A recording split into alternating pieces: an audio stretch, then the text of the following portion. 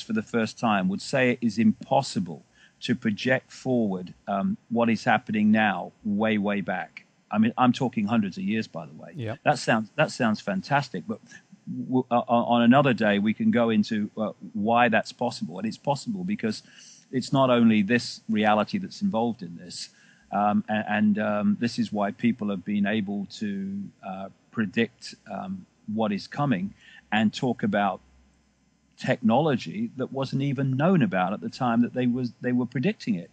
It's because there is another force behind this, and this is why they can project forward so far.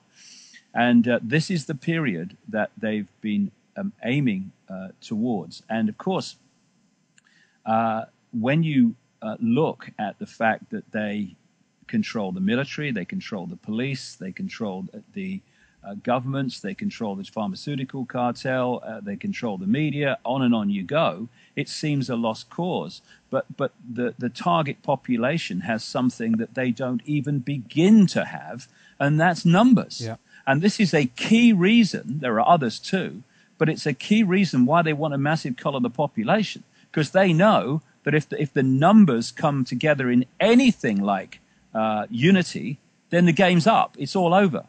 And so the idea has been right the way through, and we're going to see even more intense efforts for this coming up.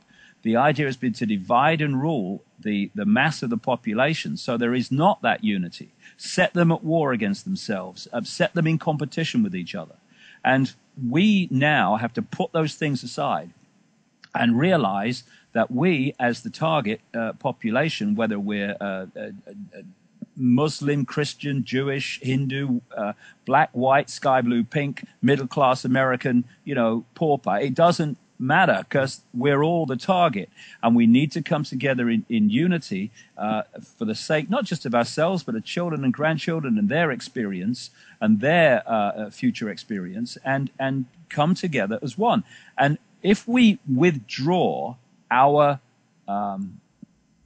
support for the system in terms of our acquiescence to it, our cooperation with it, then the system can't function. And this must include that the dark suits, as I call them, in the lower and middle ranks of administration, in governments and companies and media and all these different institutions, they need to start breaking ranks. And you guys in uniform, right? You need to start breaking ranks, because I tell you what you guys are doing. You are creating a nightmare prison global state that would make George Orwell wince for your families and for your children and for your grandchildren. You are doing that now. What the hell are you doing? Yeah. And someday, very soon, you're going to have to explain that to those children and grandchildren. What were you doing, mummy, daddy, granddad, grandma, when this all happened? Yeah. Oh, I was helping to bring it in, dear. So they have to start breaking ranks. We can hear sort of bangs in the distance, and we can go, okay, how can I explain this away so it's no problem to me? And then the bangs get louder, and you just have to explain it away a bit more stupidly and outrageously. And then suddenly people appear over the hill shooting in all directions. And then you've got to say, hold on, there is a problem. I've got to face this. Now, if we faced it earlier, before they appeared over the hill, it wouldn't get as far as it has. Yeah. We now have to draw a line in the sand and say, okay, we could have seen this earlier. We could have responded earlier. We didn't. But now it's bloody so obvious we need to respond now. We need to respond together. So put away your blooming religious differences and your income differences and your color differences and your culture differences, for goodness sake, yeah. Or we are going to be divided and ruled into a tyranny that you wouldn't even think of the depth that they want to go. We can do this, but we have to come together now and stop cooperating. In all areas of our lives, stop cooperating with anything that is part of the system of further imposing the will of the few upon the many. It's simple things like when they fine someone for putting a rubbish bin out on the wrong day or in the wrong place, like they're doing in Britain now, then the whole of that community should put their rubbish bins out on the wrong day, week after week after week. That's just a very simple example. But there are many other much more profound and much more kind of direct examples where we say we are not cooperating with this system. We are not cooperating with it. Okay, they want to put up vaccination programs and stuff at school. Okay, children don't go to school. And if that's how are they going to cope with that? When people get thrown out of their homes because their homes are foreclosed, then in vast numbers and even greater numbers when they crash the economy the next time, people need to stay put, and people around them need to support them staying put. You know, we've got this incredible situation where the banks and the greedy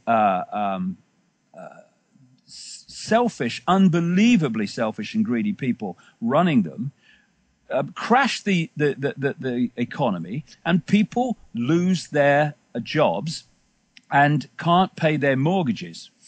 And then the banks who've caused the problem then come to these people and say, you can't pay your mortgage to us, you've got to leave your house. I mean, what are we doing walking out the front door? Yeah. That's fundamental injustice and incredible injustice. We should stay put. Now, if one stays put, then the power of the state comes down on them. When enormous numbers of people stay put, hundreds of thousands of people say, no, we're not moving because you are the cause of the reason that we can't pay you the mortgage payments, then how are they going to do that? How are they going to cope with enormous numbers of people who won't leave their homes? The system couldn't cope. The system can only cope, Henrik, with our acquiescence and our fear of the consequences of saying no to the system. I tell you what, the consequences in terms of fear of continuing to say yes to the system are far, far, far worse than ever saying no is going to be. Yeah, that's right. And that's why that needs to be pointed out as well, because one of the problems here as well on top of this is the sheep mentality in a way of people. They're scared.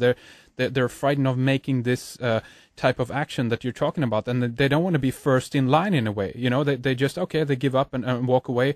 And so obviously the question, and this is the difficult question, how do you get the mass of people to know, so to speak, that they can do it? You know, we can do so much, and we can talk, we can spread the information, we can get the word out there, but nothing is going to happen until action is being taken by every single human being, you know, in one way. And that is the difficult part right now. It doesn't take every human being. It just takes an enormous number. It doesn't even take half, to be fair. It takes an enormous number, because this system needs major acquiescence and compliance from the population to survive and function. It's nothing even like half the population has to do this.